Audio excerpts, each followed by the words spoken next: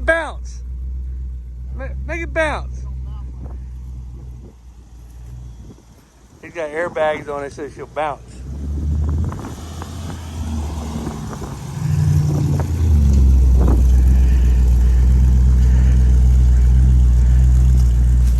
'64 Impala, he's going riding. We got her out of the back of storage for him. He's taking her for a trip. There you go, Big Lou. Look, you're on YouTube.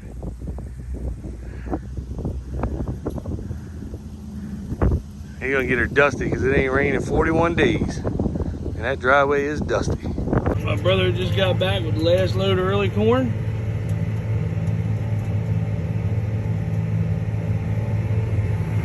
I got this little bit of the field to do and a little field over there. And that will be it. Other than way over there, I gotta go do a couple swipes. Run the drill out, everything will be done. And then pray for rain this weekend. Which it probably won't come, but let's just hope that it does anyway.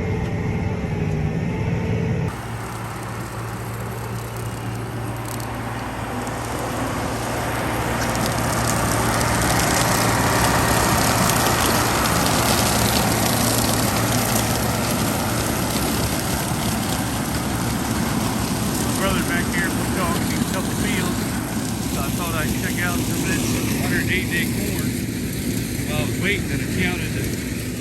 It's 18 around by 46 long. That is a healthy looking ear.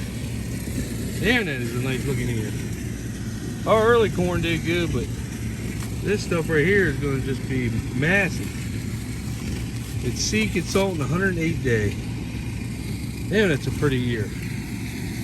And it all looks like, I mean, it's a good, looks like it's gonna be some damn good corn. So I'm glad I planted everything early and it caught them rains. So if all the ears look like that, that's some good corn. Very good looking corn. I'm very impressed with that. So just needs a while to dry down. Well, I had an exhaust sensor that thought I heard a little bit of rain there for a second. It's been cloudy for 2 days, but it won't rain. Anyway, getting back, I had an exhaust sensor go out on my 8335R, and it kept throwing up a code when I was trying to get done planning. So here's the sensor, the new one. And then here's what John Deere printed out. So I can do it, I'll show you. It is that one right there. So I've never changed it out before, but it can't be that hard. So I'm gonna get up here and find it, and I'll show you how to fix it. All right, so if you ever wanna know where the exhaust sensor is, it is, let me get in here. This one right here. That one right there. Just took it out and replaced it. It took me a second to find it because if you look on here, it kind of tells you, but kind of doesn't tell you. But I found it, fixed it, put a new one on.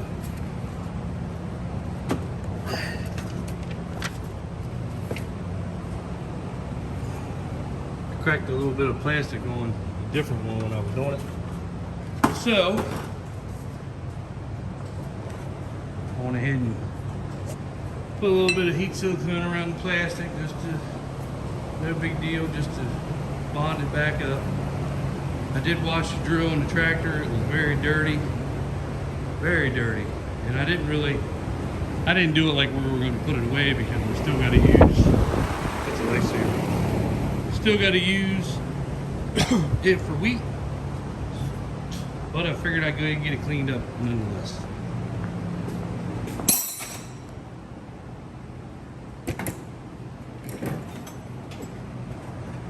So I'm going to go ahead and first I'm going to try to find my sunglasses. I'm going to go ahead and here, I'll show you the sensor. This was the bad one. You can see it's all gunked up inside. Ever since they did the emissions and the it has to burn off stuff and all that. It just hurts every piece of equipment that you got. So we're going to fire her up and see if the code comes on. Hopefully it won't. And there you are. Sorry, but I can't see without. We'll fire up and see what happens.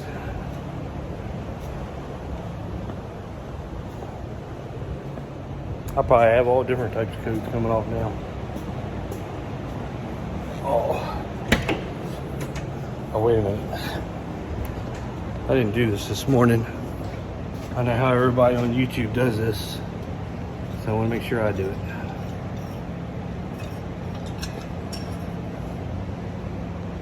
Oh, that'll want it. Actually, I could probably wipe it off because I did start it up and move it in here this morning after I washed it. So it's probably right at perfect level. But it's got oil in it just for this startup anyway.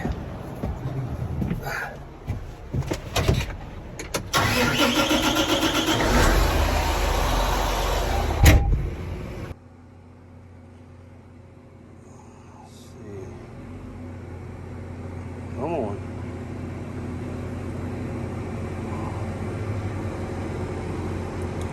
Well, it must have been halfway decent because nothing's going off.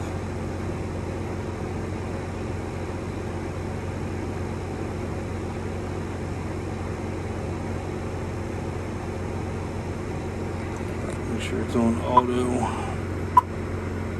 It's on auto.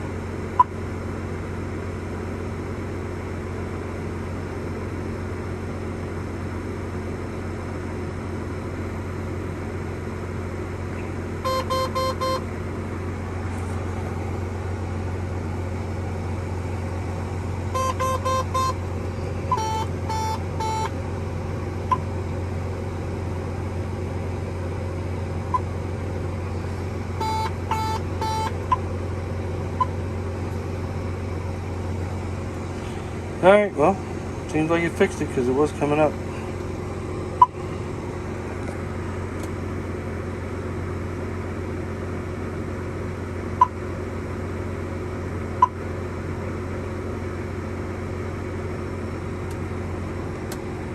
Just see what code she does have on her.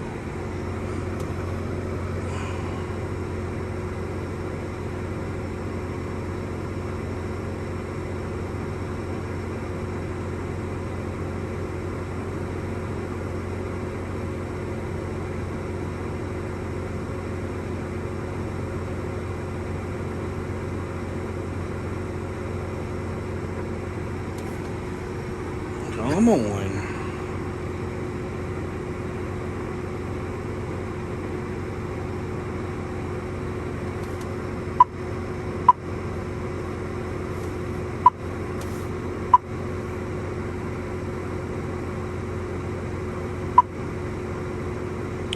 Well, there are no active codes on it now.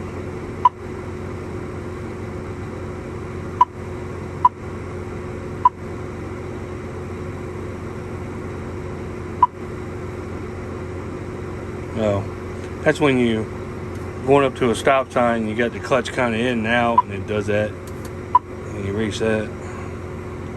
It'll throw that every once in a while.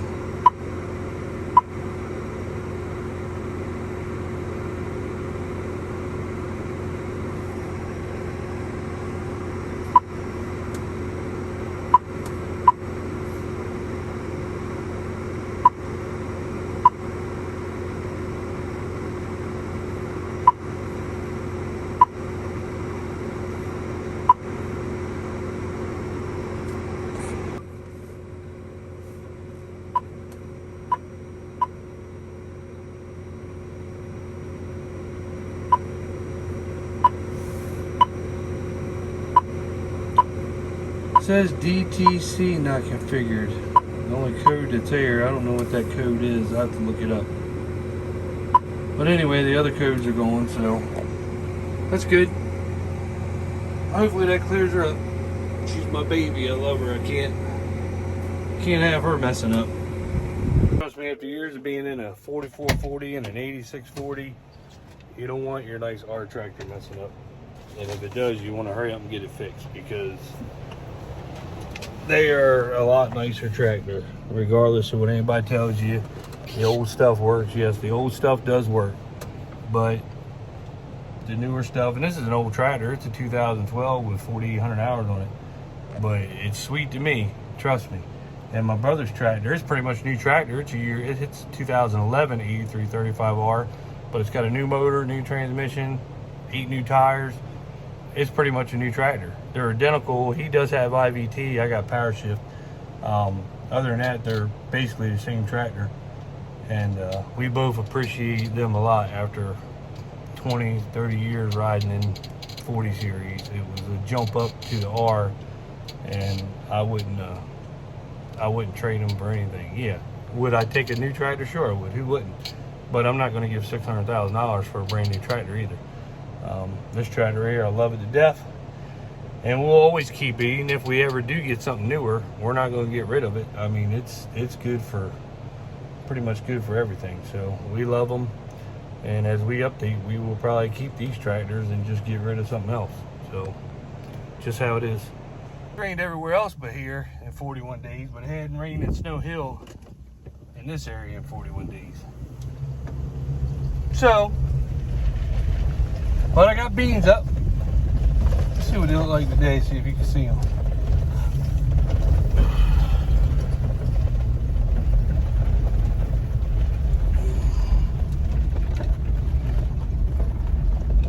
Problem is now keeping the damn geese out of them. Yep, see them? Coming up pretty good. They just need some rain. Honestly, can't believe they're up myself.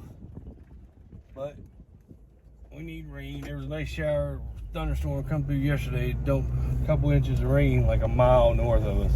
I mean, we watched it come right over top, and it didn't rain until it got just past us. So God must not love us, I guess. I don't know. So that's today. It is Tuesday.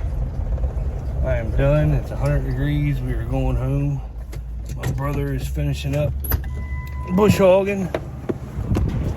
Got the drill done, clean, tractor fixed. Ready to go for wheat. And I went and got, I'll show you some corn that I went and picked this morning, 108 day and what was it, 108 day and 112 day corn. And man, this is pretty nice stuff.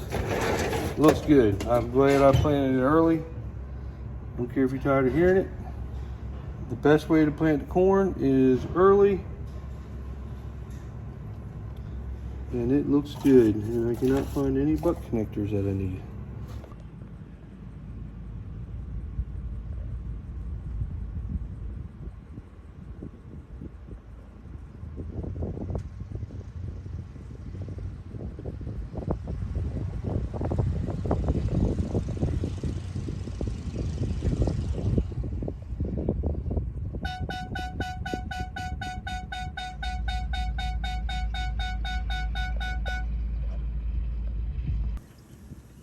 My brother's doing such a great job cutting around these ditches.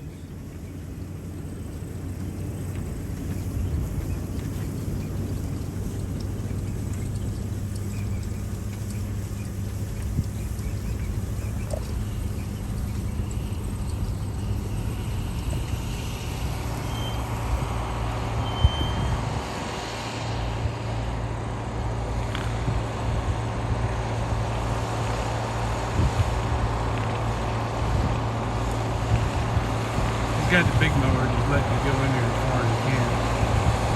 Cut the CRP. We don't have to do as much side doing it falling in.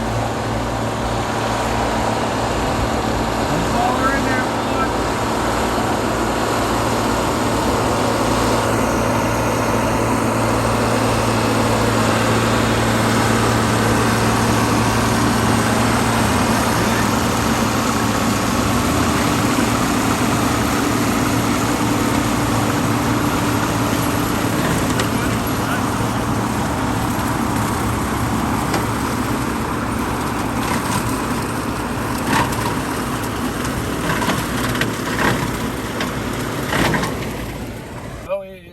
number 42 with no rain. I think today is 42. Yeah, day 42. We just need a good shower. Just one good shower is all we need. One good shower is all we need. Come on. Everybody on here pray we can at least get one good shower. Just one. That's all. That's all. I'm glad I planted that corn early. I was going to show you. I got them in the back there. Look, you can see them back there. Look, big ears. I did pull the 108 day and the 112 day. Full. I'm glad I planted early and when we got all that rain throughout that whole growing season on that long season corn, it looks pretty good. I'll show you the ears, but I'm glad I got them in early. Got it in early. Now, a lot of guys that planted late, see how dusty it is? A lot of guys that plant late, they're going to have problems, but I like getting the corn in and getting that late spring rains, early summer rains for the growing season. It pretty much matures your corn. I don't know how test weight to be. You know, you still need a little bit of rain to put the test weight on, but pretty much all of our long season corn, the ears already made. It's in the drying down process now. Most of it looks like you could actually go in there and cut it. Another boy, he planted it early. His looks the same way. He got a lot of the rain and did it. So it's in the drying down process, and maybe next week we're going to start opening some of them fields up and seeing what it's like. But from the ears that I pulled off a couple of the farms, I mean, it's pretty impressive. So I even pulled one ear off of a sandhill, and that's still impressive. So, I mean, for a sandhill, it's impressive, but when you get off the sandhill and you get in the regular ground, it looks good. So, some guy made fun of me because I said sandhill so much, but I don't know if they know what sandhills are. You know, you got west, they got 6-10 foot of topsoil. They don't have sandhills. Here we got 6 inches of topsoil on the good ground, and then it goes to a sandhill. So it is what it is. I'll show you the corn here in a little bit. All right, so here's some of the ears I pulled. Here, let me get this door down. I'll set them up here.